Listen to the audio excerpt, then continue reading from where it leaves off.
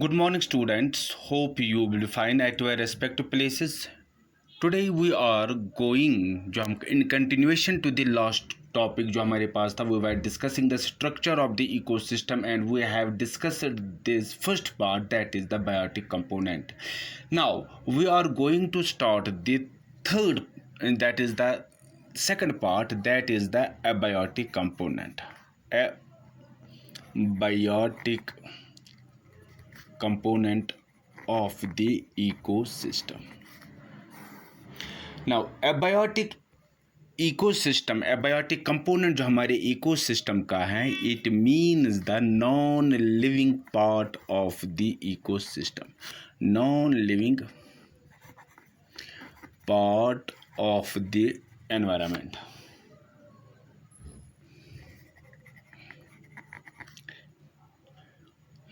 And it includes what we call as the physiochemical factors of the environment. It includes physicochemical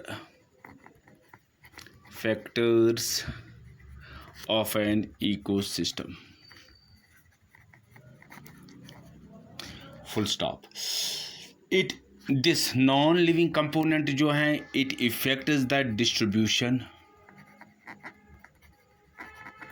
अगर हम बात कर लेंगे, it affects the structure, it affects the behavior, it affects the interrelationship of the organisms, interrelationship of the organisms. So what we have discussed, that this abiotic component, it is the non-living part of the environment. It includes the physicochemical factors of an ecosystem. It affects the distribution, it affects the structure, it affects the behavior, it affects the interrelationship of the organism. Now all these factors जो हम बात कर लेंगे, they have been abiotic factors, rather they have been divided into three categories. And what are those three categories? Let us define one by one. First one is the inorganic materials. What are those inorganic materials? These inorganic materials, they are involved in cycles. Yeah, we can call them as the geochemical cycles, or we can call them as the chemical cycles, like carbon, like hydrogen, nitrogen, like phosphorus, like carbon dioxide, like oxygen, like water cycle, etc etc. Second जो हमारे पास आता है, that is the organic material या organic material. And what is these organic materials?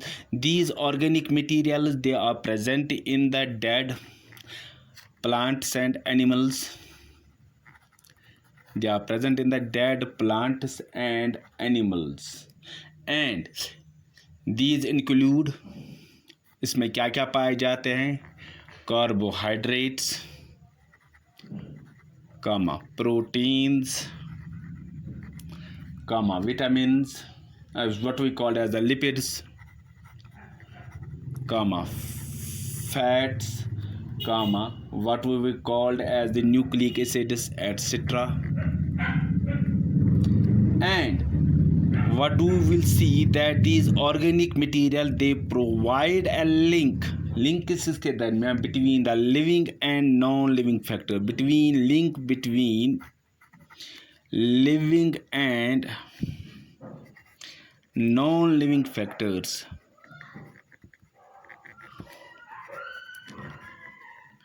So abiotic factors हमारे पास, they can be categorized into three. First है inorganic material, second है organic matter, and third is the adaphic factors. Adaphic and climatic factors. अगर हम एडाफिक factors की बात कर लेंगे,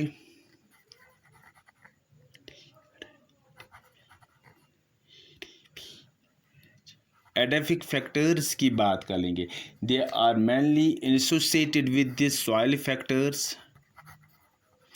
soil factors से हमारे पास आता है पीएच, आता है soil pH, soil nature, soil type, soil composition,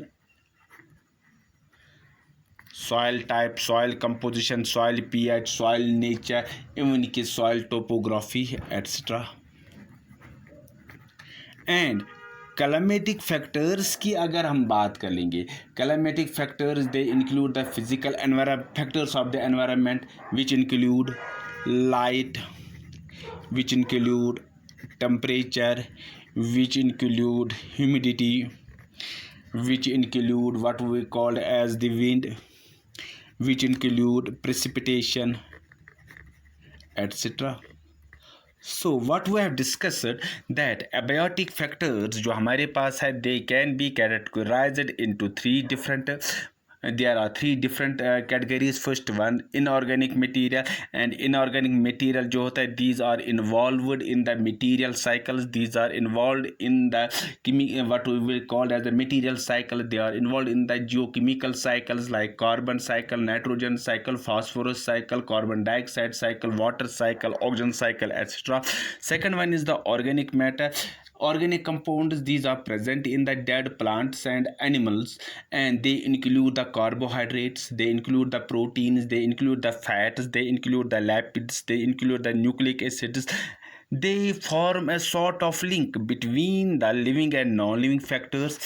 third one जो हमारे पास आता है, that is the edaphic and the climatic factors. Edaphic factors में हमारे पास आते हैं soil factors like soil pH, soil nature, soil type, soil composition, soil topography, and we have got some light जो हमारे पास है क्लाइमेटिक फैक्टर्स। क्लाइमेटिक फैक्टर्स में हम क्या देखते हैं, we have got the various physical factors, what we called physical factors of environment like light, temperature, humidity, wind, precipitation and etcetera.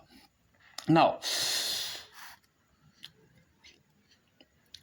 अब जो हम देखते हैं कि मेजॉरिटी ऑफ द इकोसिस्टम जो हमारे पास है, they have macro consumers, macro MAC, they have macro consumers और they have animals as their integral part.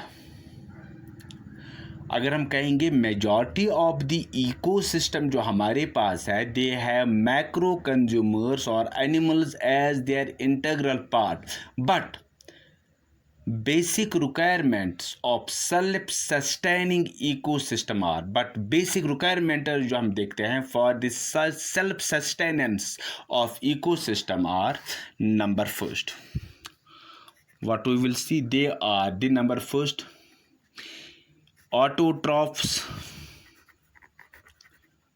और producers, जिसमें हम plants की बात करते हैं like plants। दूसरे हमारे पास जो आता है, that is the inorganic materials.